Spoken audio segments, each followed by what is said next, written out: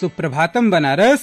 और भाई क्या हालचाल, सब चकाचक ना? तो गुरु हो जाइए शुरू, बढ़ा लीजिए अपने रेडियो और मोबाइल का वॉल्यूम, क्योंकि शुरू हो चुका है आपका number 1 radio show good morning Banaras, आपकी वाणी आकाशवाणी के वाराणसी केंद्र से। और श्रोताओं, अब बातें आज कल की।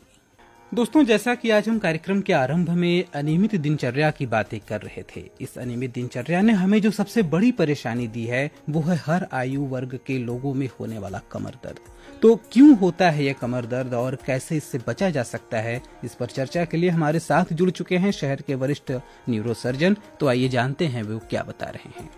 नमस्कार, मैं डॉक्टर वीडी तिवारी, न्यूरोसर्जन। आज हम लोग बात करेंगे रीढ़ की हड्डी के बारे में और कमर दर्द के बारे में।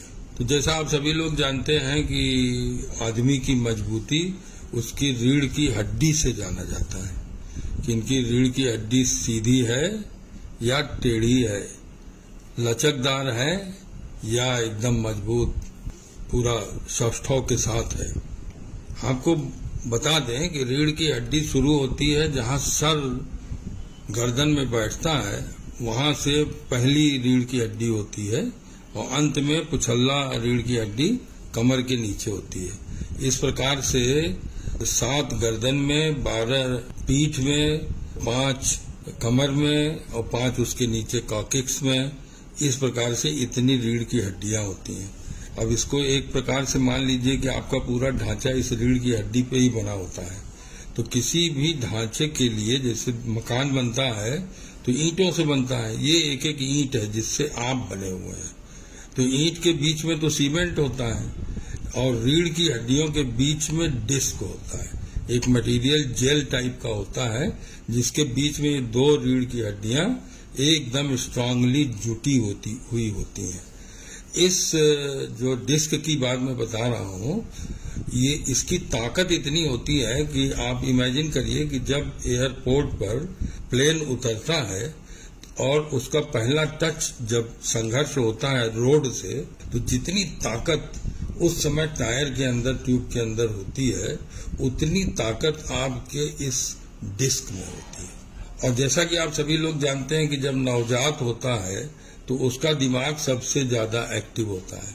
जैसे जैसे वृद्ध होता है तो उसका दिमाग कम होता जाता है, क्योंकि नर्वस सिस्टम का सेल मरती जाती है।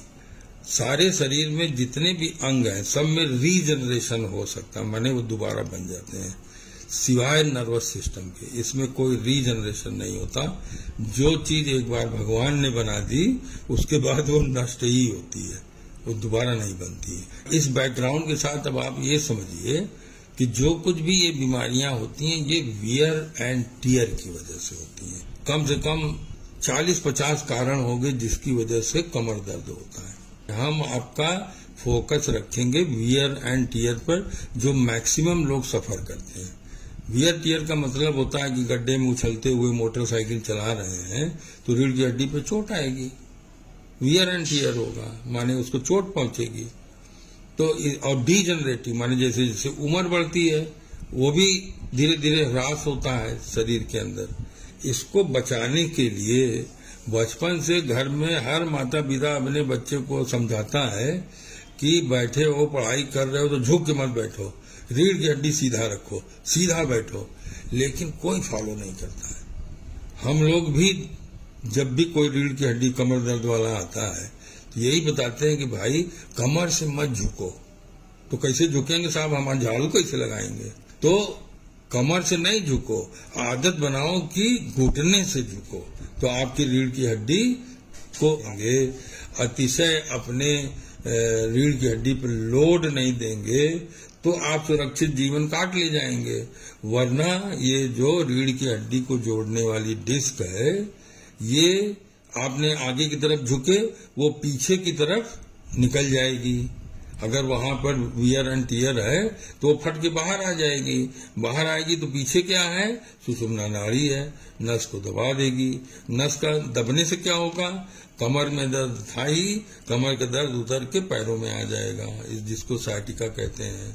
ज्यादा नस दब गई तो ऑपरेशन करना पड़ेगा, थोड़ी सी दबी है तो फिर आपको लेट करके दवाई खा करके ठीक होना पड़ेगा। तो श्रोताओं, अभी आप सुन रहे थे डॉक्टर वीडी तिवारी को। हमसे जुड़ने के लिए आपका बहुत बहुत धन्यवाद सर। और अब घड़ी की सुइयां कह रही हैं कि बनारसी बाबू चलने का वक्त हो गया है, तो आप सभी को हमारा नमस्कार। आपका दिन शुभ हो।